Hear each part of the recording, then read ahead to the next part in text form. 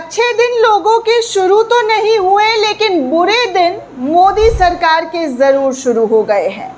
अचानक से प्रधानमंत्री नरेंद्र मोदी ने कैबिनेट बैठक बुला ली और इस बैठक का मकसद क्या है सुनकर आप कहेंगे कि वाकई ये सरकार इस वक्त हिली हुई है, घबराई हुई है, चिंता कर रही है कि सत्ता में हम रहेंगे भी या जनता इन्हें सत्ता से उखाड़ कर फेंक देगी।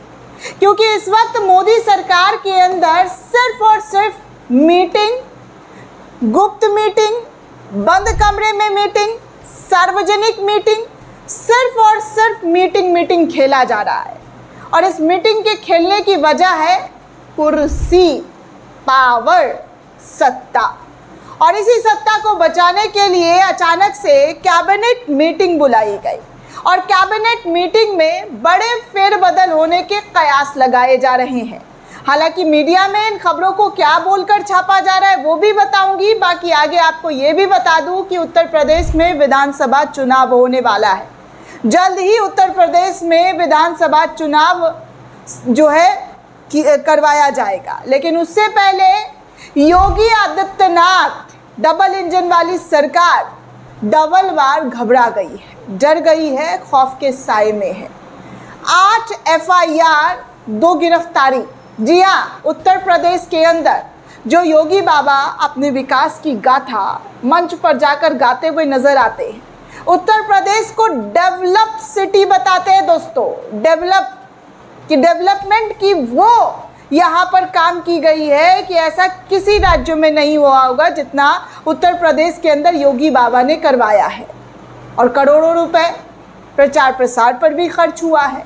जनता के घरों में भले ही महंगी सब्जियां, महंगी चीनी, महंगे प्याज आए, लेकिन योगी आदित्यनाथ के ब्रांडिंग में करोड़ों रुपए लगा दिए जा रहे हैं, फूंक दिए जा रहे हैं। कई रिपोर्ट्स निकल कर सामने आए हैं। योगी क्या, भारतीय जनता पार्टी ने पूरा का पूरा ब्रांड से ही अपने आप को चमकवाया है। एडवर्टाइजमेंट से ही खुद को विश्व गुरु तक की उपलब्धि दे दी गई है। हजारों हजार करोड़ों रुपए जो है सिर्फ और सिर्फ पोस्टर, बैनर और एडवर्टाइजमेंट पर खर्च किया गया है। और अभी भी वही हो रहा है। उत्तर प्रदेश में योगी सरकार चुनाव से पहले जो योगी योगी योगी योगी मोदी मोदी करते हैं, उन चैनल वालों को भारी भरकम एडवर्टाइजमेंट दिए गए हैं, खूब सारा पैसा दिया गया है ताकि योगी का ब्रांडिंग किया जा सके, भाजपा का ब्रांडिंग किया जा सके। लेकिन इन्हीं ब्रांडिंग के पीछे जो काला सच है वो छुप नहीं पा रहा है। वो सच देश के सामने आ रहा है और इसी बौखलाहट में, इसी घबराहट में 8 FIR और 2 लोगों की गिरफ्तारी हो गई है। पूरा मामला क्या है ये भी आपको बताऊंगी, लेकिन सबसे पहले आपको बता दूं कि मोदी कैबिनेट में बड़े फेरबदल हो रहे हैं। अचानक से मोदी ने एक मीटिंग बुला ली और मीटिंग में फैसला लिया गया है कि अब जो है मंत्रियों का फेरबदल होगा। माफ़ कीजिएगा, फेरवेल नहीं, फेरबदल होगा। यानी कि अब मंत्रियों का विभाग उनसे छीना जाएगा या किसी की छुट्टी की जाएगी या नए चेहरे को शामिल किया जाएगा। वैसे भी धर्मेंद्र प्रधान का इस्तीफा हो गया और नितिन गडकरी के इस्तीफे की मांग लगातार चल रही है और अमित शाह के ऊपर तो गाज गिरा हुआ है।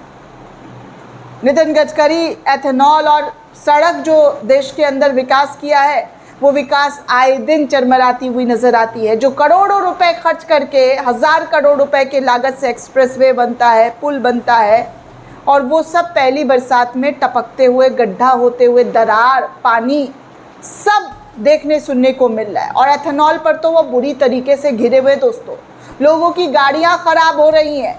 लेकिन फिर भी अभी तक कोई निर्णय लिया नहीं गया था। अभी तक सार्वजनिक तरीके से कोई मीटिंग सीटिंग नहीं चल रही थी, लेकिन अब मीटिंग भी चल रही है और फेरबदल की खबरें भी आ रही है। अब चलिए मैं आपको ये खबर दिखा दूं तो मोदी कैबिनेट में 2 नए मंत्रियों की एंट्री होने वाली है। अब 2 कौन मंत्रियों की छुट्टी की जाएगी ये देखना भी दिलचस्प होगा। क्या गृह मंत्री अमित शाह की छुट्टी होगी? क्या केंद्रीय मंत्री नितिन गडकरी की छुट्टी होने वाली है? क्या उन 2 लोगों की जगह पर 2 मंत्रियों की एंट्री की जाएगी? क्या मोदी अपनी कुर्सी बचाने के लिए गडकरी और शाह का पत्ता साफ करेंगे, छुट्टी करने वाले हैं।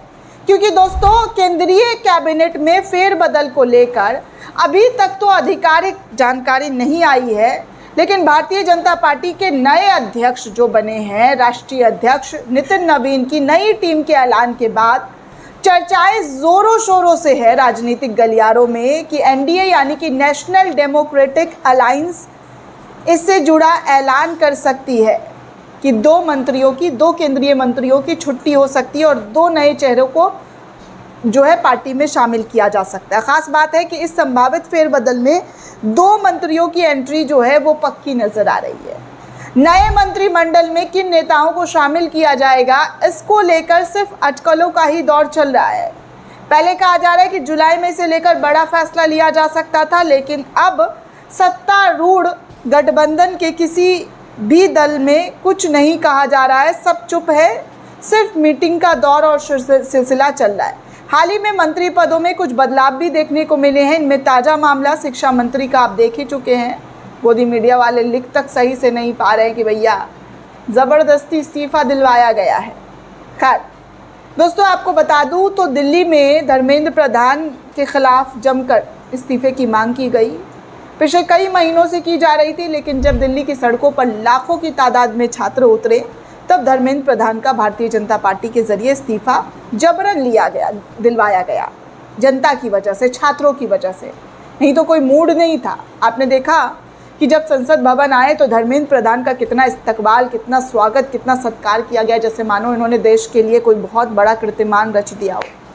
खैर आपको बता दूं, इसके बाद दोस्तों अल्पसंख्यक मामले के राज्य मंत्री जॉर्ज कुरियन और रेल राज्य मंत्री रवनीत सिंह बिट्टू जो है अब तक इस्तीफ़ा दे चुके हैं, क्योंकि इन लोगों का भी इस्तीफ़ा भारतीय जनता पार्टी के अंदर हो चुका है।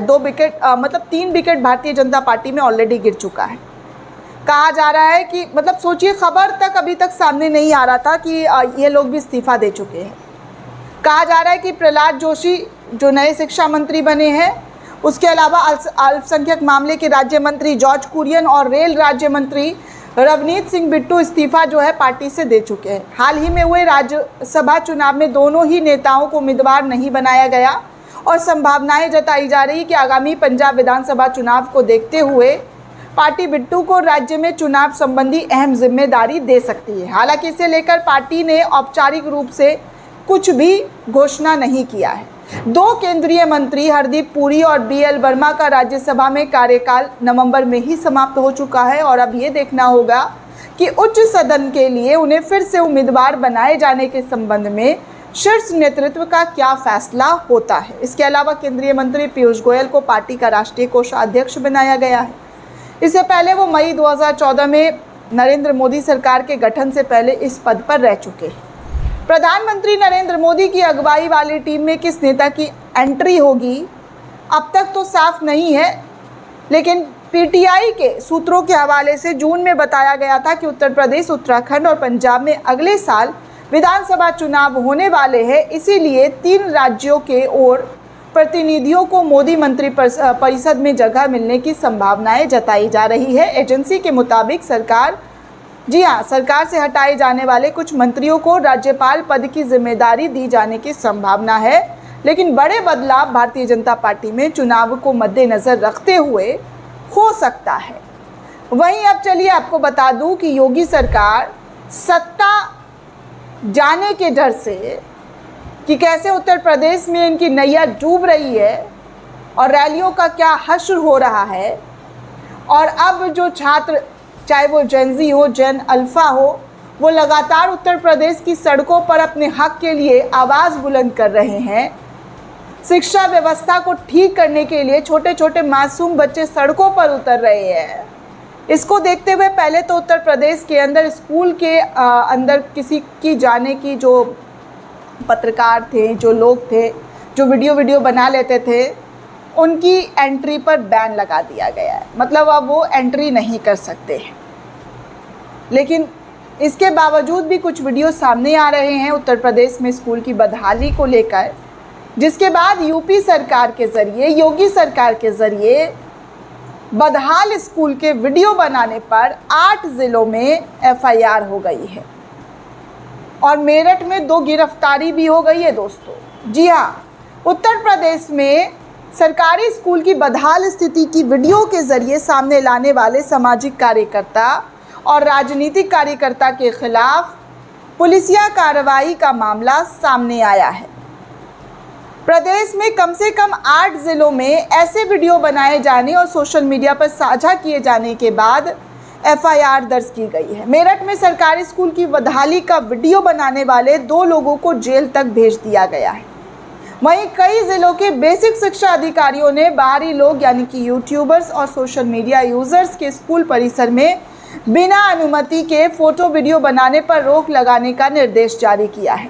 टाइम्स ऑफ इंडिया के रिपोर्ट के मुताबिक हाथरस, बुलंदशहर, देवरिया, मेरठ, नोएडा, गाजीपुर, सिद्धार्थनगर और वाराणसी में सरकारी स्कूल की स्थिति से संबंधित वीडियो सामने आने के बाद एफआईआर दर्ज किया गया। इसी बीच कई जिलों में बेसिक शिक्षा अधिकारियों ने स्कूल परिसर में बिना अनुमति बाहरी लोगों के प्रवेश और फोटो या वीडियो बनाने को लेकर आदेश जारी किए। योगी सरकार इस समय इस बात में पे सबसे ज़्यादा परेशान है कि वो करीब 10 साल से यूपी में बीजेपी की सरकार चला रही है और उनकी नाकामी इस तरीके से सामने आ रही है दोस्तों, इस तरीके से सामने आ रही है कि उनको अब शिक्षा पर, जी हाँ, शिक्षा से जुड़े हुए मुद्दों से लेकर स्कूल में लोगों के आने जाने पर, यूट्यूबर्स के आने जाने पर मनाही कर दी गई है। आपने वाकई विकास किया होता तो आपको डर काहे का?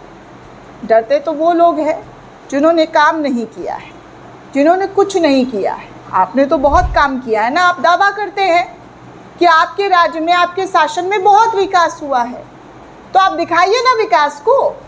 क्यों ऐसा डर और खौफ के साए में जी रहे हैं? दोस्तों, अधिकारियों ने इन प्रतिबंधों के पीछे विद्यार्थियों की सुरक्षा, पढ़ाई में व्यवधान और स्कूल के आधिकारिक रिकॉर्ड तक अनधिकृत पहुंच जैसी वजह बताकर बैन लगाया है। फर्रुखाबाद के बेसिक शिक्षा अधिकारी विश्वनाथ प्रताप सिंह ने 17 अप्रैल को ऐसा पहला सर्कुलर जारी किया जिसमें आरोप लगाया गया था कि कुछ लोग पत्रकार बनकर सरकारी स्कूल में प्रवेश कर रहे हैं, रिकॉर्ड देख रहे हैं और बच्चों और स्कूल की तस्वीर और वीडियो सोशल मीडिया पर साझा कर रहे हैं। इसके बाद शामली, अयोध्या, बलरामपुर, आगरा, हापुड़ और बिजनौर समेत अन्य जिलों में भी इसी तरीके के निर्देश जारी किए गए। शामली के बीएसए संतोष कुमार के मुताबिक कुछ बाहरी लोग, यूट्यूबर्स बिना अनुमति स्कूल में जाकर शिक्षा और स्कूल की वीडियो तस्वीरें साझा कर रहे थे, सोशल मीडिया पर डाल रहे थे, जिसमें शिक्षण कार्य प्रभावित होने और शिक्षकों और शिक्षा विभाग की छवि खराब होने की बात की गई। हापुड़ की बीएसए दीपा भाटी ने भी सक्षम अधिकारी को अनुमति के बिना सरकारी स्कूल में फोटो वीडियो बनाने से रोक का निर्देश दिया और स्कूल प्रभारियों से स्कूल के समय और आने के बाद गेट बंद रखने को कहा है। अब सोचिए दोस्तों कि इन लोगों को किस बात का डर और किस बात का खौफ है कि ये लोग एफआईआर और गिरफ्तारी कर रहे हैं। कुछ गलत नहीं है तो ये सब करने की क्या ज़रूरत है?